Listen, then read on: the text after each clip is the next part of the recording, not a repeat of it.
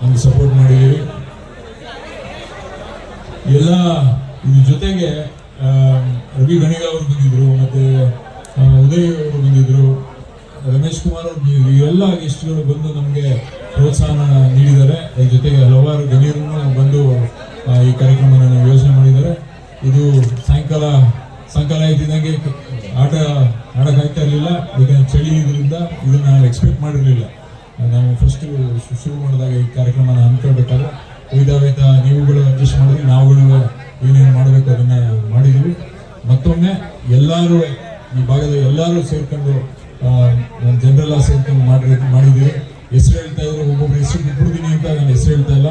ಅದಕ್ಕೋಸ್ಕರ ದಯವಿಟ್ಟು ತಾವೆಲ್ಲ ಮತ್ತೆ ರೆಫ್ರಿ ಟೀಮ್ ಅವರು ಎಲ್ಲದಕ್ಕಿಂತ ಹೆಚ್ಚಾಗಿ ಏನು ಕಬಡ್ಡಿ ಅಸೋಸಿಯೇಷನ್ ಏನಿದ್ರು ವಿಜಯಣ್ಣ ಇರ್ಬೋದು, ಮತ್ತೆ ಎಲ್ಲ ತಂಡದವರು ಪೂರ್ತಿ ಇವರೆಲ್ಲ ನಿಂತ್ಕೊಂಡು ಈ ಜವಾಬ್ದಾರಿನ ವಹಿಸ್ಕೊಂಡು ಮಾಡಿದ್ದೀರಿ.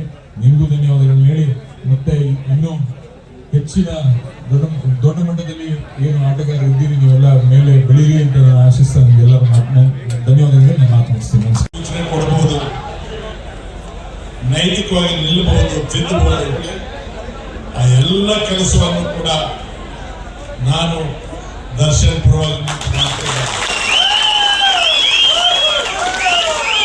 ನಾನು ಕಳೆದುಕೊಂಡಿರ್ತಕ್ಕಂಥ ಸ್ನೇಹಿತರನ್ನ ಪುನಃ ನಾನು ದರ್ಶನ್ನಲ್ಲಿ ನೋಡ್ಬೇಕಾಗಿದೆ.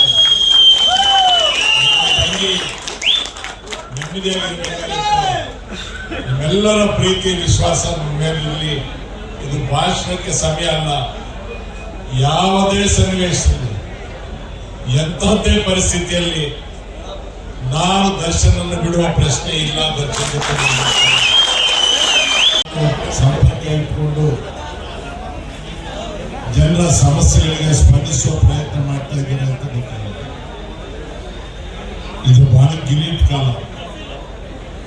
ಅಯ್ಯಪ್ಪ ದೇವಸ್ಥಾನ ಕಳಿಸೋರು, ನಂಜನಗೂಡಿ ಕಳಿಸೋರು, ಧರ್ಮಸ್ಥಳ ಕಳಿಸೋರು ಮುಖ್ಯ ಆಗಿಬಿಡ್ತಾರೆ. ಜನರ ಪರವಾಗಿ ನಿಂತು ಮಾತಾಡ್ತಕ್ಕಂಥವರು ಬಹಳ ಕಡಿಮೆ. ಇಡೀ ದೇಶದಲ್ಲೇ ವಾತಾವರಣ ಕೆಟ್ಟ ಹಾಳಾಗೋಗ್ತಾ ಇದೆ. ಮೇಲ್ಕೋಟೆ ಹೋಗಿ ರಾಜಕೀಯ ಹೊಸ ಬೆಳಕನ್ನು ಕೊಟ್ಟಿದ್ದಾರೆ. ಆದ್ರೆ ಇವತ್ತು ಕೇವಲ ಶಾಸ್ತ್ರೀಯ ಕಾಣ್ತಾ ಇದ್ದಾರೆ. ಅತ್ಯಂತ ಉಜ್ವಲ ಭವಿಷ್ಯ ಉಳ್ಳಂತ ಒಬ್ಬ ರಾಜಕಾರಣಿಯಾಗಿ ರಾಜ್ಯದ ರಾಜಕಾರಣದಲ್ಲಿ ಜನಪರವಾಗಿ ಆತ ಮುಂದಿನ ದಿನಗಳಲ್ಲಿ ನಿಲ್ತಾರೆ ಅಂತಕ್ಕಂಥ ಮಾತನ್ನ ಆತ್ಮವಿಶ್ವಾಸದಿಂದ ನಾವು ಹೇಳ್ತಾ ಇನ್ನು ಪ್ರಥಮಾರ್ಧದ ಪಂದ್ಯ 18 ಅಂಕದ ಮುನ್ನಡೆಯ ಬೆಂಗಳೂರು ತಂಡದ ದಕ್ಷಿಣ ಕನ್ನಡದ ಆಟಗಾರರು ಬಹಳ ಅದ್ಭುತವಾದಂತಹ ಆಟಗಾರ. ಯಾಕಂದ್ರೆ ಬೆಂಗಳೂರು ತಂಡದ ಆಟಗಾರರಿಂದ ಸಂಘಟಿತ ಧನ್ಯವಾದಗಳು. ಬೆಂಗಳೂರು ಬಡ್ಡಿ ಬಂದಿದೆ ಆಲ್ರೆಡಿ, ಆಮೇಲೆ ಆಡ್ಲಿಕ್ಕೆ ಆಗಲ್ಲ. ಕೋಚ್ ದಕ್ಷಿಣ ಕನ್ನಡ ಜಿಲ್ಲೆ